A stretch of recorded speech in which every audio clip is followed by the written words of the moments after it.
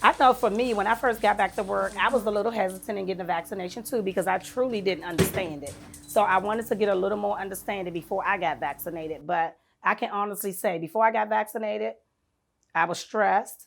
I had anxieties. I had all types of things going on with me. I had some worry going on and all of that. But once I got vaccinated, it made me a whole lot more confident in being able to come to work and do my job every day.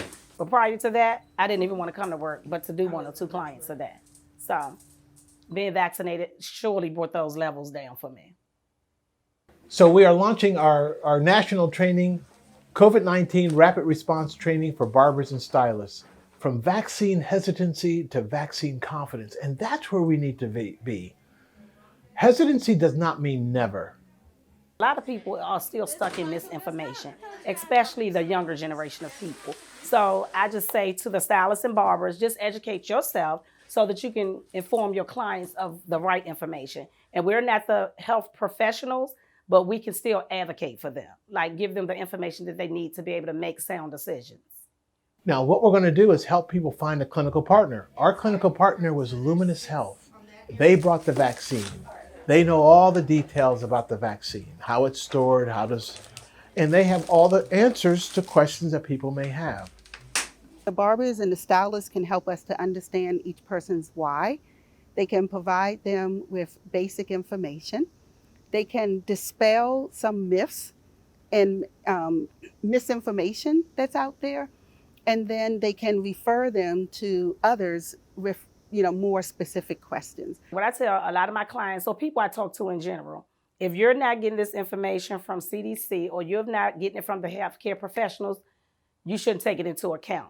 One of the things that we've learned about reaching people in our communities, Black and brown communities, is that nobody wants to go to the doctor or the hospital, but everybody wants to go to a party or a barbecue. That's the atmosphere you create. It's a party. It's a barbecue. You got the DJ spinning music. You got food. And by the way, step inside and you can talk to someone about any questions or concerns you have about the COVID-19 vaccine. And if you're ready, you can actually get vaccinated. And that happened today, right on the spot. People who were questioning and walked out with the badge, I got vaccinated. But we also met some people who were questioning and who are not quite ready. And they drove away. But they drove away with a question. I'm thinking, maybe I'll be ready next time. That's all you need. You need to start the conversation. And the sooner we start that conversation, the better. And we want that conversation in the barbershop to spread out into the neighborhood. And the next thing you know, as we saw here today, people went out and called friends and said, come on down. And that's exactly it. That was when we knew we were onto something successful. And that's why this partnership, I like to think of it as our community marriage, is so vital and so important to making sure that no arm is left behind. That's how you begin to build a relationship, demystify the medical world, because you met a physician and a nurse in a beauty salon, not in the emergency room. We want more beauty salons, fewer emergency rooms. My favorite part is saving lives, seeing people get vaccinated, because a lot of people are hesitant to get vaccinated. So if I can advocate and encourage them, I'm excited to do so. No shame, no blame. Come with your hesitancy, come with whatever your motivations are, and at least make an informed decision. Even if it's no, let it be informed. But you know what happened here today? We got some people who converted. They converted from hesitant, I'm not sure, and they walked out with a badge that said, I was vaccinated. And I think that's what we need to do. It's now a ground game. It's zip code by zip code, neighborhood by neighborhood.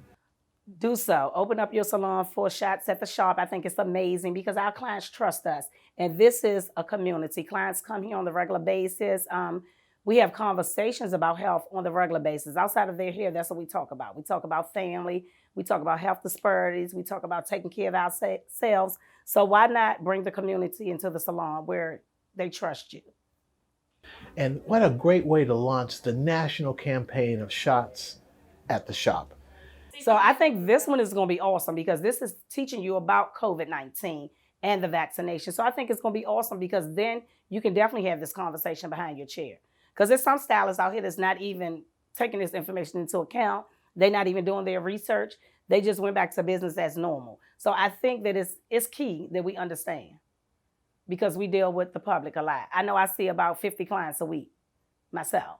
So that's a lot of people to come in contact with and not understand this information. I think it's something that all barbers and stylists should understand. So I realized that hospitals and barbershops and stylists aren't maybe the natural partners, but we really are. And we have to think about this even going beyond COVID. But right now, we are understanding each other's world. I will tell you that I know my counterparts want to understand. We want to figure out what's going to work for you. So one of the beautiful things about working in a barbershop or beauty salon is that as a business, they're basically set up for individual care in stations. And what we were able to do here is on Mondays, most barbershops and beauty salons are closed. So on their closed day, we open it up and we turned it into the clinic. And the way the rooms are set up and the chairs are set up during their normal business is perfect. You sit in the barber chair, you sit in the beauty salon chair, and you got your vaccination, and you move from room to room. So it doesn't take a lot of prep time. I don't want people to be scared off. It can be one or two conversations, and then we typically come out and it can last 15 minutes or less and do a quick site visit just so that that day we know how to set up where we're not disturbing your shop and making sure that we can have the right flow of registration and a private space for people to get the vaccine in a small area where we can do the 15-minute observations. And once again, in some shops that might work inside the shop, and in others it might work adjacent or somewhere right next to the shop. Registration, vaccination, observation, and then on the way out, celebration. And you can see that flow, and it worked. It worked here at Trey's Shades, and it could work in your barbershop or beauty salon as well. Is it better to do it on a day when you're closed and you can really advocate in advance and get people to come out? Can we do something outside in your parking lot on a day that you're open with you promoting it and being one of our major sponsors? So we approach this from working with each organization individually and really figuring out what's going to work. They say that a vaccine is available within a 5-mile radius of every American. That's great, but 5 miles is a long way to walk if you don't have a car. So our barbers and stylists, they make their space available for the medical professionals to come in and do what they need to do. And they're having a great time too, because they're finally getting vaccine into the arms of the most vulnerable. If we're targeting a clinic toward families and, for example, teenagers right now, then we want to understand that, because then we'll make sure that we come out with the Pfizer vaccine. And you know what was so exciting today? We were able to vaccinate teenagers, ages 12 and up, and whole families came. I got my first dose of the COVID vaccine. It was felt good because now I know it's safer for me to go outside now. So our partner on the ground for the national program is NACHO, the National Association of County Health Officials. And any barbershop that wants to hold a vaccine clinic in their place of business will find you a clinical partner with the help of NACHO. For some of you, it's just distribution of educational materials. We've got great things for you too, including culturally tailored materials that can stream on your flat screen TVs. We're working on a graphic novel that really tells the story and brings in the arts and plain language to demystify all of this. And those who are really ready to actually save some lives by actually having a vaccine clinic right in your barbershop or salon. We're equal partners. We can't do it without you. You truly are, barbers and stylists, a trusted voice in the community. And we want to tap into your expertise and be a good community partner. I felt like the side effects were minimal. So I said, why not take the vaccination and protect yourself.